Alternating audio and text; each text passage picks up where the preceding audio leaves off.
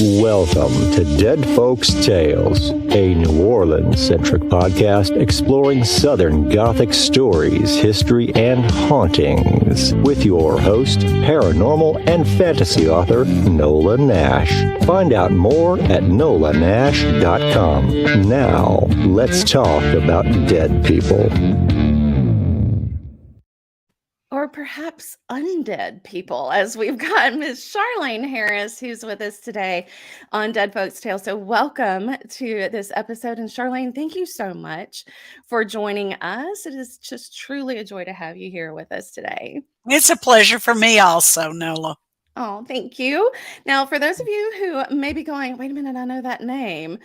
Charlaine wrote the Sookie Stackhouse series that became True Blood. And so when I say let's talk about undead people, let's talk about vampires, and being New Orleans centric and from South Louisiana, of course, that makes Charlaine kind of a household name over here and one of my fans, because that series did take place in Louisiana, and which is super awesome to me. And actually it took place in South Louisiana, and also there was another faction of them in Shreveport, which is where I went to college. So I grew up in Baton Rouge, South Louisiana area, went to college in Shreveport. My daughter is there right now. And so you just hit all over my favorite spots in that series.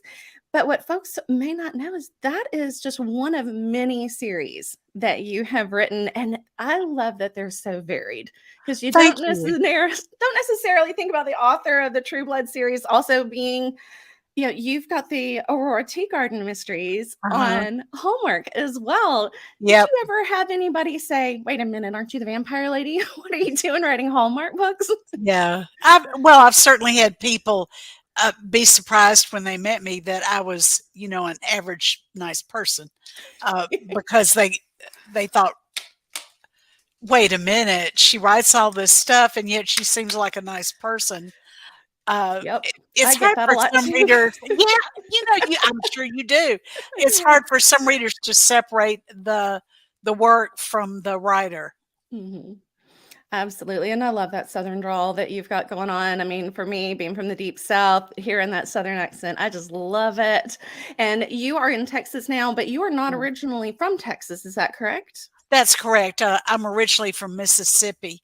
I grew up in the Mississippi Delta, and I've never lived anywhere but the South. However, I've lived kind of all over the South, but I'm in Texas now.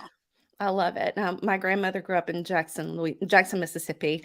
And so that Jackson, Mississippi accent, that South Mississippi is just, I love it. It's such a wonderful accent. And I love the Southern, and we focus on Southern Gothic stories here, and just how we in the deep South kind of embrace the paranormal. We embrace the undead. We embrace these stories that perhaps don't necessarily have a real clear line between reality and fiction. I mean, these things, they're so close, and what you write is so close to it could happen that it's very easy to suspend that disbelief in your stories. Is that something that you consciously did, or is this something that just sort of comes naturally to you?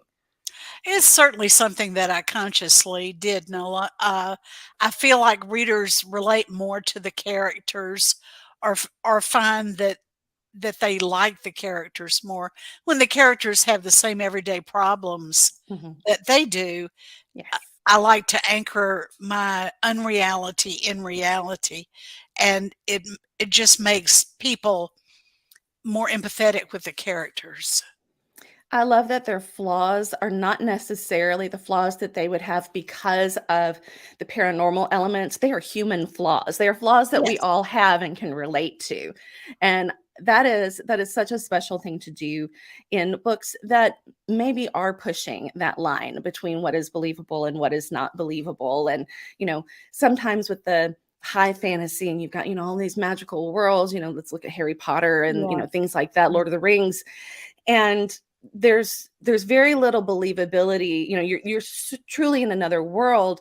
Whereas the books that you write, these people could be walking right next to you and you wouldn't know the difference because they are so familiar in so many ways. There's just that one little thing that makes them truly different. And I think that is what probably brings a lot of your readers back again to your different series, because you do that quite a bit and you do it quite well. Yeah, I've been blessed with a great career, and I am the first to stand back in amazement that all this happened. But of course, it's been delightful too. I've had so many experiences I would not have had otherwise. So many people I've met that I never thought I would get to meet. Is it strange? I mean, all of us want, we all hope to see our books on the big screen, small screen. Is it kind of a surreal experience for you? I mean, you've had several series out, from True Blood to Midnight Texas to the Aurora Tea Yeah. Garden Mysteries. You've got several that are out there. Does it ever get less surreal for you, or is it just kind of becoming old hat now? I wouldn't call it old hat, but it's something I'm a lot calmer about than I used to be. True Blood was kind of my ordeal by fire. I learned a lot in a short time about the television industry, about dealing with people who were on that opposite creative spectrum. I work by myself. Their effort is hugely collaborative. Mm-hmm. You can't make a movie with one person doing the acting, directing, camera work, makeup, everything. Set building, you Yes. have like your hammer. You have to be a very diverse person with a lot of time on your hands Yeah. to do all that, and it would still take forever. But it's just it's a difference in attitude towards the end product, I think. Did they let you have a lot of input, or was it sort of you turned it over and they ran with it as they Oh, wanted to? yeah, they ran with it. You sign the rights to the characters over, Okay. and after that, it's kind of up to them. You really have very little say. How As did in, you feel no, about not having at it? all. Not None. at all. Yeah, you've signed rights over it. You don't have them anymore. I mean, I wrote No the book. say. To me, the good was that I got a screen credit, all of my own, where people could see every week from the books by Charlaine Harris. I love that. And that's what you have to hold on to in any negotiation, because that's what boosts your book sales. True. And to me, that's the good of doing this. Well, that's an interesting perspective too, because so many times as we're writing, these books are our babies. And so we get so possessive of every single little word, every little thing. We hash it over and over and over again, and they become so deeply ingrained in us that it is like handing your child over to someone else and saying, do with them what you will. And that has got to be a really strange feeling.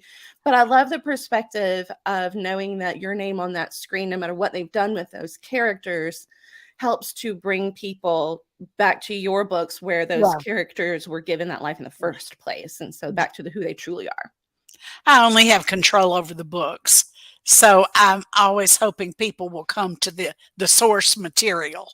Excellent. And I hope that they do. Your writing is incredible and it's so much fun. And I want to talk about the new series. This is your new book coming out. I love the book covers. I mean, what a gorgeous cover this is. The whole series has got really fabulous covers. And this is book 4, correct? Yes. It's book 4, and I've turned in book 5. Oh, good to know. Good to know. Now, the interesting thing about this, and something that I really wanted to talk to you about, as somebody who I do write series as well, you changed narrator. You changed the focus for book 4, which is such an amazing leap for me to think about someone doing. I don't know that I ever would have thought about doing that. How did that come about? What made you change the focus? And how is that, do you think, how's it been received so far? Well, it's really too early since the book dropped today. Well, I guess we'll find out. But I just wanted to, Felicia has so much backstory, and she's such an important character that I wanted to try to work with her for a while and see what she had to say. And in the next book, they alternate narrating. Oh, that's really cool. So this is the Gunny Rose series. And so Felicia Felicia was rescued by our narrator in the first 3 books, correct? Am I right on That's that? correct. She's the narrator's. She's Gunny Rose's half sister. Okay. They have the same And father. and so Gunny Rose has narrated us through all of this, but now we've got Felicia coming in, and then we have Gunny Rose and Felicia in book 5. Yep. That is really creative. I can't think of another series where I have read or I had an author change the focus in the middle of the series and then bring them back. I mean, that adds so much depth for the reader, I would think, because rather than making it, you could have written the whole thing as a third person omniscient, got in everybody's heads from the very beginning, but you gave us a point of view, and now we're adding another layer, which is just really so intriguing for the reader, I think. And I think I it's gonna be sure really well hope received. so. I really wanted to do this. When I thought about it, I thought I can't fill in Felicia's story as backstory. There's Mhm. just too much of it, and she's going through such tremendous changes. I Mhm. really wanted to stick with her through this enormous transition in her life and find out what became of her. Yes. And I think when you have a strong secondary character, your readers just naturally want to know more about that second character. You've got Gunny Rose. You had 3 books to really tell us all about Gunny Rose. And Yeah. now we've become curious more about Felicia because of all of the things that are going on with Gunny Rose. So now shifting that focus, I think, is going to allow you a lot of opportunity to answer some of those questions that the readers are interested in. That I I hope agree with so. you is probably difficult to do otherwise. Yeah, they're geographically separated. Mhm. They're in completely different environments, and I felt like people knew Gunny by now. They knew where she lived, they knew who she was with, and they knew Mhm. what she was doing, and I thought, "Let's just, hitch a ride with Felicia for a while and see what happens." I love that. I love that. And where you have everybody is very interesting as well. So, we've looked at Louisiana in the True Blood series. We have Midnight Texas. We've got, all these locations. You've taken kind of the United States and broke it all up. Like this is like I did. It was this the only is so fun. I love this series setting. Really, really. I do. So tell me Thanks. how that came about for you. Well, my first character was Lisbeth Rose, Gunny Rose, and I knew what I wanted her to do. So I had to create the world that would enable her to do that. Okay. So that was my starting point. And I just it worked from the little seed at the center on out to where I got the world settled to where she could move through it the way I needed her to move through it. And that's one of the great things about writing fantasy. I mean, even if you are keeping it, a realistic version of fantasy, the Lord of the Rings is what we call high fantasy, and then now this is low fantasy, which I think is it's kind of a sad term for it because Yeah. well, low fantasy just simply means it's on the earth as we know it, in the Yeah. world that we know. And so, for people who don't know that term, it does make it sound, high fantasy, low fantasy. But low fantasy simply means it's existing in a familiar world for us. So we're not world building here, but in a way, you kind of did because you got to Yeah. take something familiar, the United States, break it into different countries, run by different people and factions and all of this stuff. So in fantasy, we have that ability to make the setting what we need it to be. And that's, Yeah. I think, one of the just truly great joys of writing fantasy and writing this kind of thing that you don't get to do when you're writing something that's more of a literary fiction or something like that. Is that why you're drawn to that, do you think? Is it the Mm, characters that pull you into the world, or is it the world that kind of pulls you into the characters? I know it's with the Gunny Rose, characters. it was characters. Has that been the Yeah. case with all of them? Pretty much. When I wrote the Sookie series, I wanted to show a woman who couldn't date regular human guys. And I had to create the reason why, and then I had to create the world where there was an alternative to that. Mhm. And then I had to think of the consequences of it. So it starts with the little bitty mustard seed, and it just grows. I love how you approach that with that one very small detail. And it's that detail that makes all of these series very unique. And it makes them stand apart from other things. I mean, if you're looking at vampire series like the True Blood series is, I mean, you have Anne Rice's books, you've got the Vampire Diaries, you've got your vampire lore. And yet, when you brought that about, it wasn't about the vampire lore as much as it was Suki. It was just like, she's in this world. She's got this thing going on, but honestly, it's her issue that we're dealing with. Yeah. And I kind of like the fact too, for those of you who are not familiar with the True Blood series, the whole idea is that there's an alternative to vampires actually needing human blood. And so what that does then is it takes the predatory nature out of it. And now they have problems for very different reasons. Now it's just they don't get along. There's like other things. Yeah. Now it's like that humanity side of them is under conflict as well. And so you're seeing even the vampires as a bit more depth to those characters as well, because it's not all about I'm going to eat you if you don't run away. Right. I wanted there to be checks and balances. And I think you absolutely accomplished that. And I think the idea of that human blood substitute, the True Blood, is so fascinating and such an out-of-the-box thing to do with vampire lore. And yet it fits so seamlessly into vampire lore. It's like taking that vampire lore and making it just a bit more modern.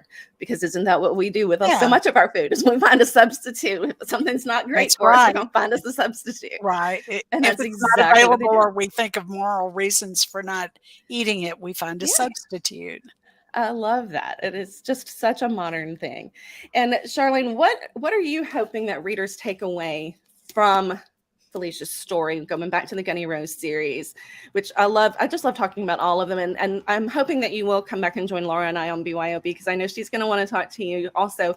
And we want to talk about the Aurora Tea Garden stories as well. But I want to focus on Felicia's story a little bit today and make sure that our readers know kind of what you are hoping that they take from that story. I hope they take away a burning desire to read the next one. Yes. Absolutely. And the one after that. I just hope they consider her life and what she's making of it. She's had a hard row to hoe.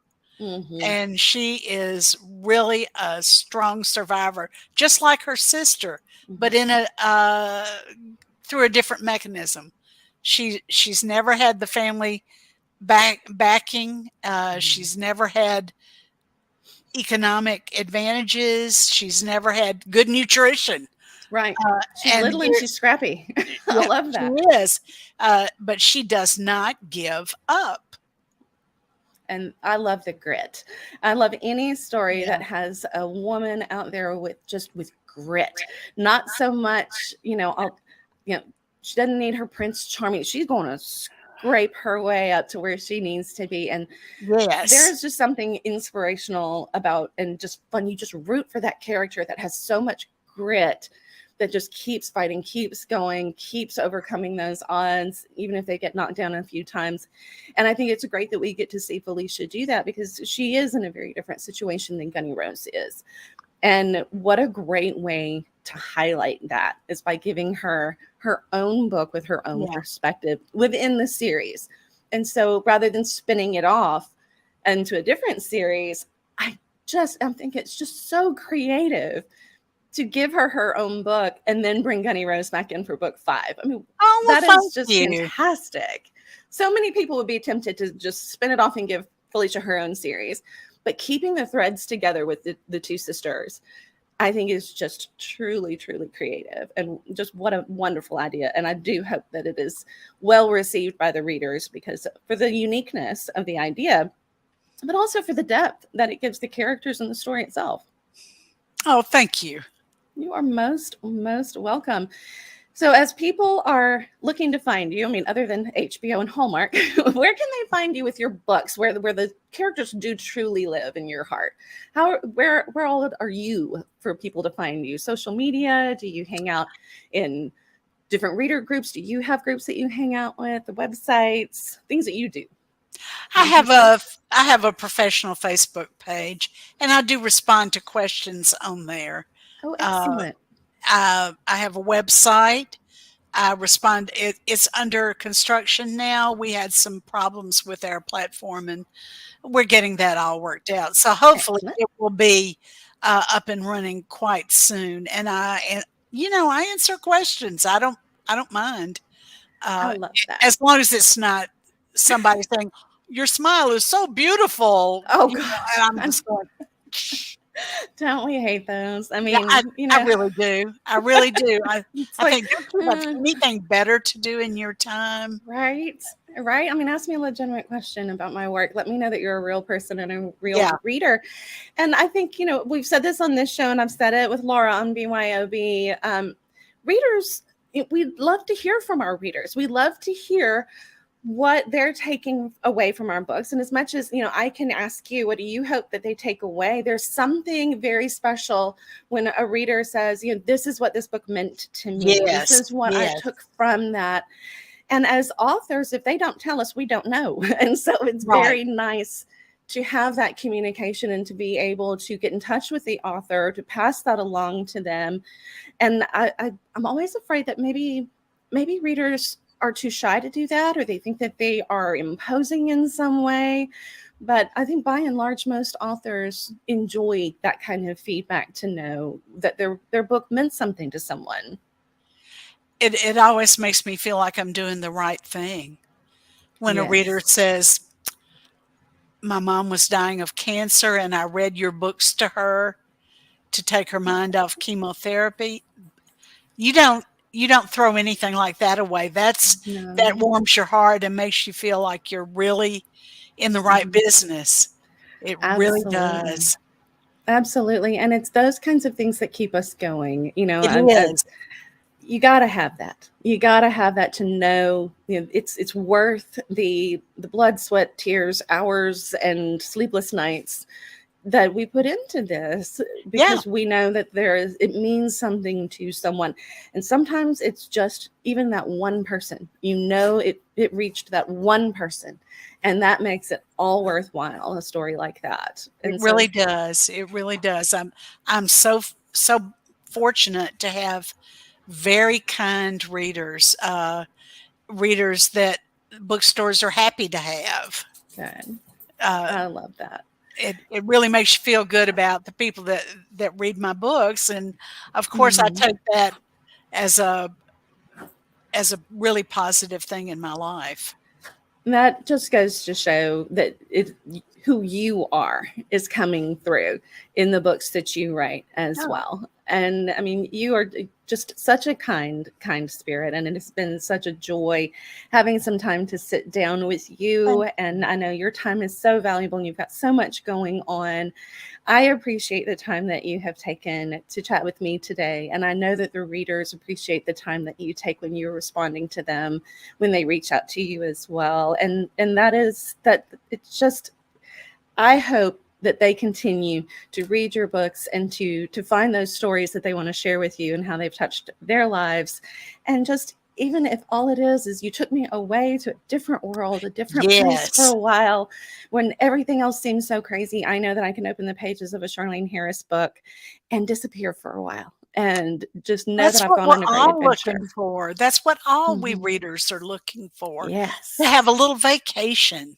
Now, Charlene, as a reader, and I know that you are a reader when you're not a writer, what is it that you like to read best? If you're going to disappear into a book, do you have a Mm. particular genre that you like to read? Do you have a favorite book that you've read over and over again? Oh, sure. Um, I have a feature on my website called Book and Blog, and I talk about the books I've read and enjoyed. You can look there and see what I've enjoyed for maybe the past 3 years, and that would Excellent. be a lot. Um, in general, I like anything by Jodi Taylor, Oh, anything by Patricia Briggs, anything by Kelly Armstrong, anything by Sarah Painter, oh, good choices. Great anything by choices. Daniel O'Malley. Oh, He is yes. so good, so good. Those are And great there are so recommendations. many. Every time I name the ones I like, I think, oh, I should have said so and so. I should have said so and so. I do the same thing, but that's awesome that you have that on the website as well. And so that will continue as the website Yeah, is kind of under construction and being, yeah, put back together again. That will continue to be a feature on the website then for your sure readers as well. will. Sure will. That's great. And I love that you can put that out there as an author. So often we have to wonder, what are they reading? Because we know that it is it takes a good reader to be a good writer, because that's how we I I learn and believe grow. that. If somebody tells me they don't read much, I go, "Oh." You've got Yeah, to. You've got to. And I think so many writers, when they say that, they couch it with, I don't want to accidentally copy someone else's work. But I think that's not a good reason not to do it. I think you grow, you grow, you learn. you learn. You Gosh, learn I a learned lot. so much from other people's work. Oh, yes. And sometimes there'll be one little thing in there. Maybe it's one tiny little word, one tiny little phrase that will spark something larger in you. Yes. You're not copying their work. You were inspired by their work, and you're not going to redo it. You're going No. to take something, and they have, like your mustard seed, they have given you that mustard seed that you now need to go and create something special on your own. And so there's so much to be said for writers who read. And the fact that you share that with your readers is tremendous, because that supports those authors that you are fond I of, hope so. which is I hope so. great. And it, oftentimes readers are going to look at your work and go, I love all of her books. I've read all of her books. I want to read something else that maybe Charlaine Harris would be reading. And that lets them know that if you like it, chances are they will too. And so that's a great way to pick a new book. Yeah, just read more, read more. Read them all. And you have a treasure trove of books for everyone to read, because you have several series out there, and they're all fantastic. So thank you, I hope that Nola. folks will pick those books up. It is an honor to get to talk to you today. It has truly been my pleasure. It really has. Thank you. And I'm so glad you invited me, and I look forward to talking to you and Laura. Oh, she's all ready. She's like, okay, so ask Charlaine. I will ask Charlaine. She's excited about getting to talk to you too. She and I are best buds. We are kind of the yin and the yang. I'm the dark-haired one. She's the blonde, and but we are peas in a pod. And so she is one of my very, very best friends, and a brilliant author as well in her own right. So I know that you will enjoy talking to her. But this has been such a special edition of Dead Folks Tales, and our undead and our fantasy worlds and all of those things that we've had a chance to talk about. Thank you so much for joining me, Charlaine, and I look forward to talking to you again. It's truly been a joy. Oh, well, thank you. I've enjoyed it too, Nola. Oh, thank you so much. And guys, this has been Dead Folks Tales. It is a copywritten podcast of Authors on the Air Global Radio Network, and we will see you next time. Dancing under the fire.